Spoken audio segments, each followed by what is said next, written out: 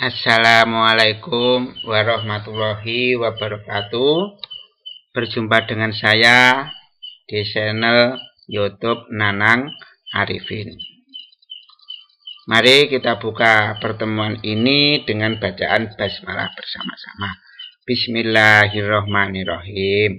Anak-anakku, pertemuan kali ini kita membahas tentang jaringan yang ada pada hewan, juga termasuk manusia kita, karena manusia itu bagian dari kingdom animalia. Kita akan mempelajari sesuatu yang ada dalam tubuh kita, yaitu jaringan-jaringan yang ada dalam tubuh kita.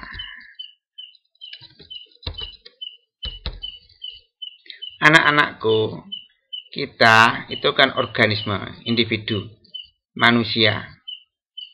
Dalam tubuh manusia ada beberapa sistem organ, sistem peredaran darah, sistem pengeluaran, ada juga sistem pencernaan makanan dari mulut, kerongkongan, lambung, usus halus, usus besar, anus.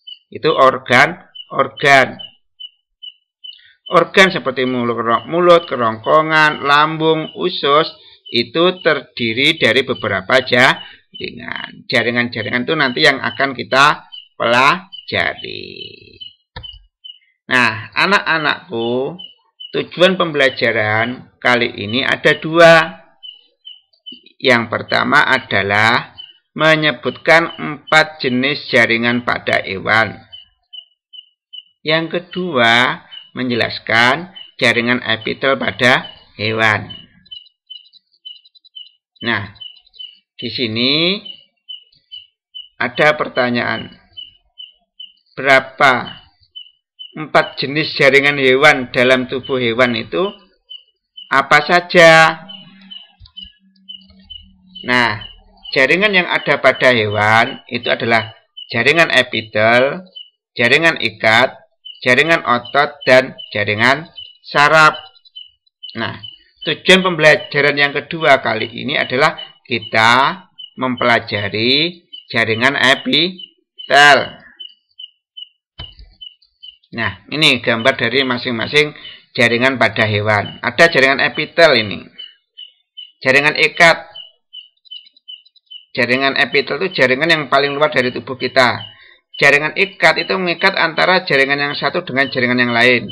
Jaringan otot, ketika kita mau bergerak, itu menggunakan otot. Jaringan saraf itu yang menyebabkan tubuh kita bisa merasakan sakit ketika dicubit, panas, dan dingin. Itu karena jaringan saraf yang ada dalam tubuh kita. Nah, yang kita bahas pertama kali dari jaringan yang ada pada hewan ada jaringan epitel. Jaringan epitel ini bentuknya rapat susunannya. Tidak ada ruang antar sel karena masing-masing sel itu diikat oleh jaringan ikat. Fungsinya apa? Ini fungsinya melapisi permukaan, bukan fungsi. Letaknya di mana? Ini melapisi permukaan luar berupa kulit, itu ada jaringan epitelnya. Dan melapisi permukaan dalam tubuh kita ada usus. Nah, sebelah dalam bagian usus itu ada jaringan epitelnya. Bukan hanya dalam usus, ada pembuluh darah. Permukaan dalam pembuluh darah itu ada jaringan epitelnya.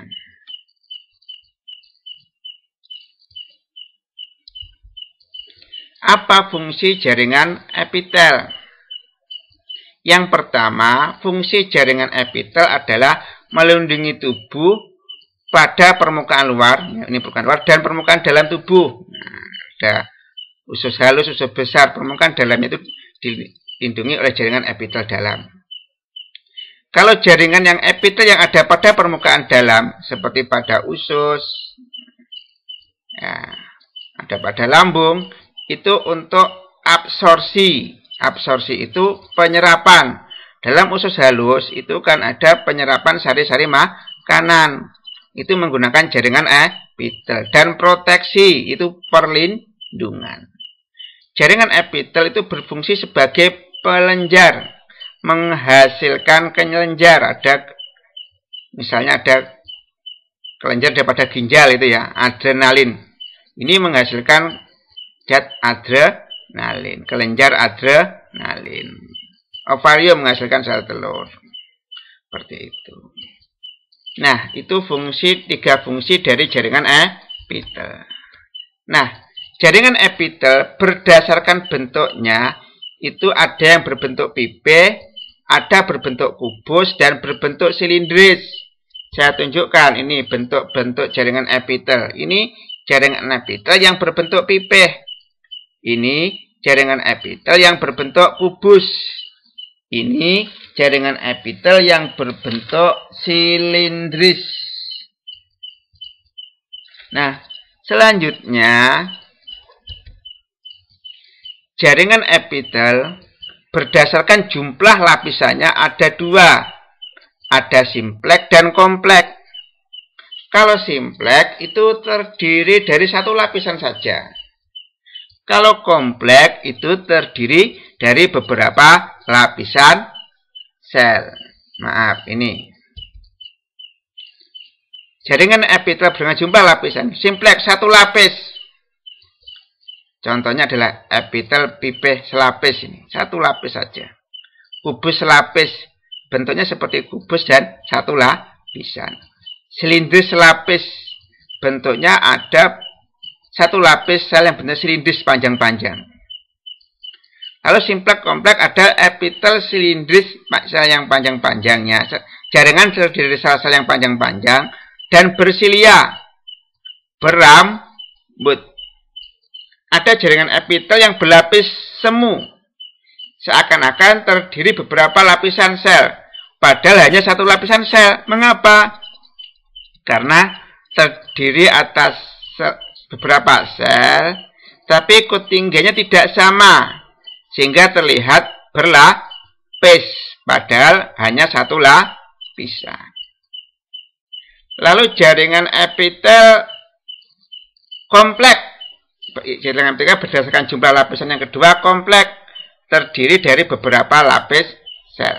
Contoh ini, jaringan epitel pipih berlapis, beberapa jaringan epitel pipih yang berlapis banyak. Jaringan epitel kubus berlapis, bentuknya kubus ada dua lapisan. Jaringan epitel silindris berlapis, terdiri dari beberapa sel silindris yang lebih dari satu lapisan, ada dua lapisan. Jaringan epitel transisional, apa itu jaringan epitel transisional? Pada jaringan ini terdiri dari berbagai macam sel yang beberapa lapis, ada silindris, ada pipih, ada kubus. Maaf, kalau jaringan epitel itu kalau ciri-cirinya bagaimana? Fungsinya untuk apa? Letaknya ada di mana? Masing-masing dari jaringan ini, dari jaringan epitel pipih, kubus, silindris, bisa lihat di LKS dari halaman 83 sampai halaman 85. Selanjutnya, jaringan epitel berdasarkan struktur dan fungsinya itu ada jaringan kelenjar dan jaringan penutup. Bapak akan membahas apa itu jaringan kelenjar.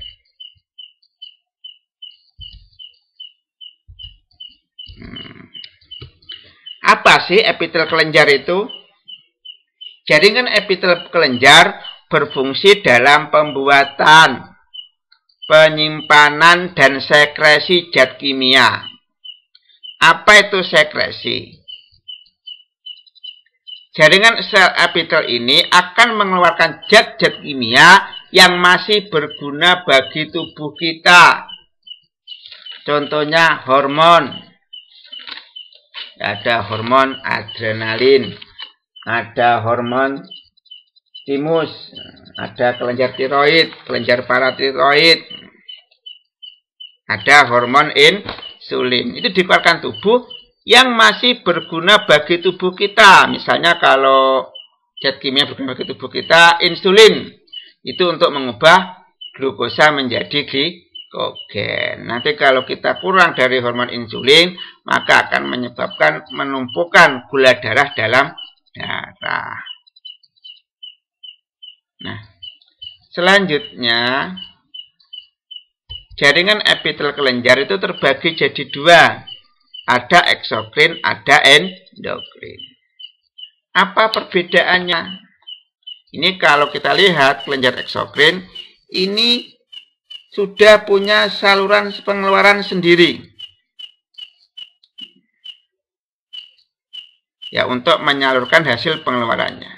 Kalau endokrin belum memiliki saluran pengeluaran. Sehingga ini dikeluarkan melalui pembuluh darah. Nah, di sini ada beberapa perbedaan kelenjar endokrin dan kelenjar eksokrin. Ini perbedaannya. Kelenjar eksokrin ini mempunyai saluran pengeluaran. Kelenjar endokrin tidak memiliki saluran pengeluaran. Tidak punya saluran pengeluaran. Dikeluarkan bersama pembuluh darah. Yang kedua, kelenjar eksokrin menghasilkan enzim, bisa keringat dan feromon. Feromon itu zat yang bisa merangsang daya pikat seksual bagi jantan dan betina. Kalau kelenjar endokrin, zat yang dihasilkan berupa hormon disalurkan melalui pembuluh darah menuju bagian tubuh yang mengeluarkan.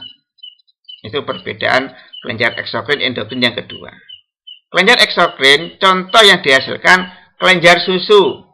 Biasanya ketika ada ibu baru melahirkan, maka dia akan menghasilkan kelenjar susu. Ini merupakan ciri-ciri dari anggota kelas mamalia, seperti pada kambing, sapi, babi, orangutan, dan manusia.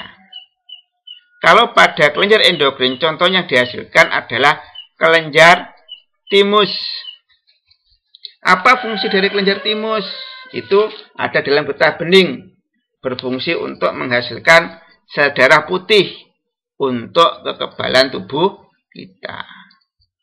Lalu ada kelenjar adrenalin. Nah, kelenjar adrenalin ini ada di dalam ginjal. Ya. Kelenjar adrenalin itu menghasilkan beberapa hormon.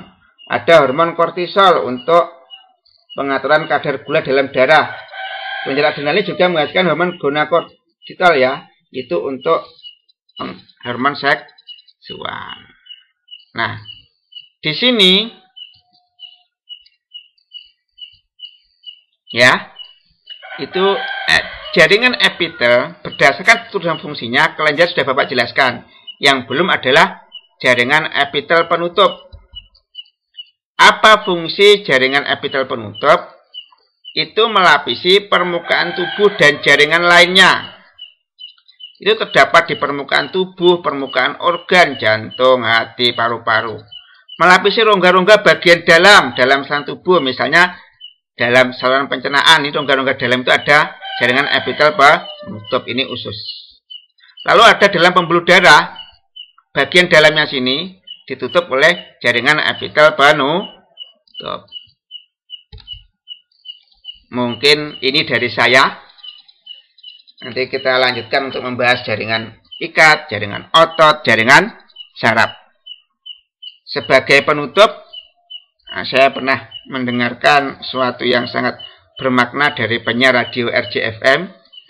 Dengan agama hidup menjadi terarah, dengan ilmu hidup menjadi mudah, dengan seni hidup menjadi indah. Sehingga Anda belajar biologi agar hidup Anda menjadi mudah.